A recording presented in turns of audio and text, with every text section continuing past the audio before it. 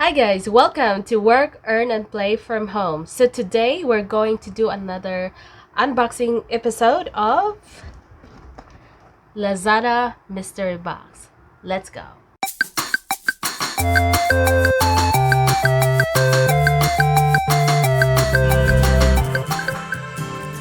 Hey guys, welcome to our Lazada's Mystery Box unboxing. So this item, dumating siya a week after ko siyang na-order. First impression ko sa kanya is sobrang siyang magaan and medyo yung hindi naka-tape ng masyado yung box. If makikita nyo, may mga parts siya na maluwang.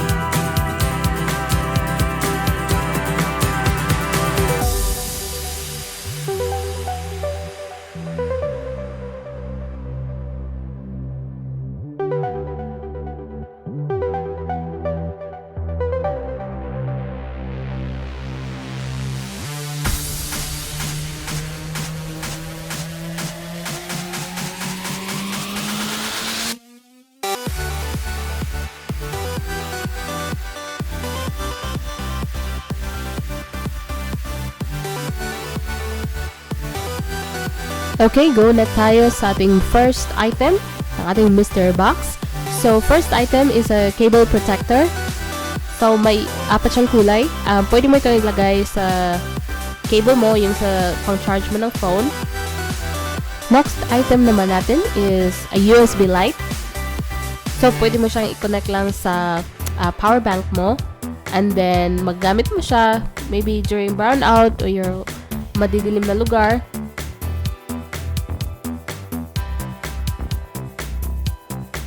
Our third item is a phone accessory, so you can use it as a phone grip, stand, and mount sa loob ng sasakyan. So, pwede mong ilagay yung isang part sa dashboard and then ikabit mo lang yung phone mo and then pwede mo nang masilip yung mga messages or kung may mag-call man sa'yo.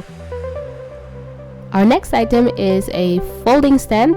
So, para siyang stand ng cellphone mo. Pwede mo siya ilagay lang sa table and then pwede mo i-adjust yung angle ng gusto mo.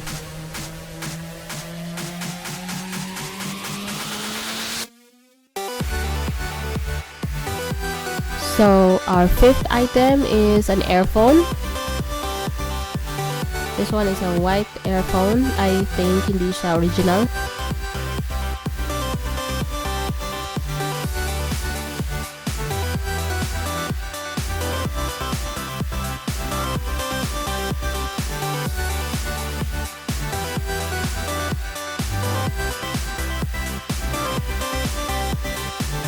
Our next item is a black gamepad. This is compatible for your Android and iOS devices with a dimension of 4.5 to 6.5 inch. This one is a plastic black color.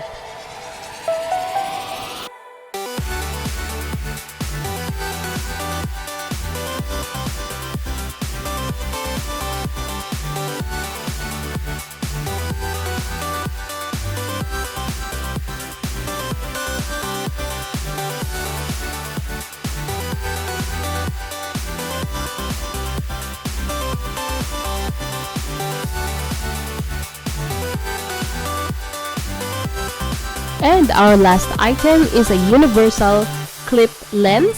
This is compatible for iPhone, Samsung, and other smartphones. And this has 3 lens na kasama. So, para pwede mo siyang gawing, kung mag-picture ka, meron kang wide angle, tsaka macro lens, and fish eye lens. Hindi ko na lang ilalagay yung link ng store kung saan ko siya nabili kasi nga para hindi kayo ma-disappoint kasi iba-iba yung natatanggap natin depende sa sa seller. So check niyo muna yung review. May iba nakakuha ng smartphones, may iba din hindi, accessories lang kagaya ng sa akin. So if you want to try the mystery box, then just go to the Lazada store and then search for any mystery box. Marami naman doon and then iba't iba yung prices nila. So, yun nga, First impression talaga sa box is sobrang ganya. Akala ko wala siyang laman. But, good thing is, meron tayong 7 items na natanggap sa loob ng box.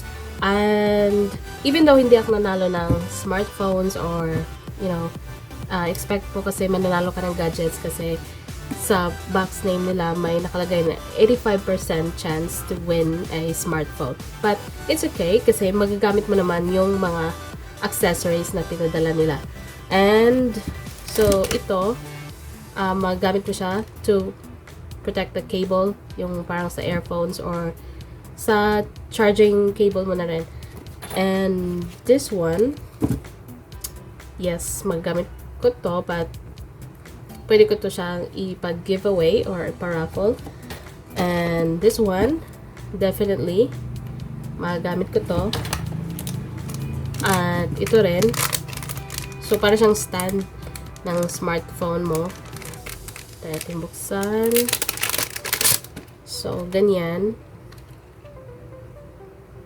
And then this one. So, dito malalagay yung smartphone. And next one. So, this is a gaming pad.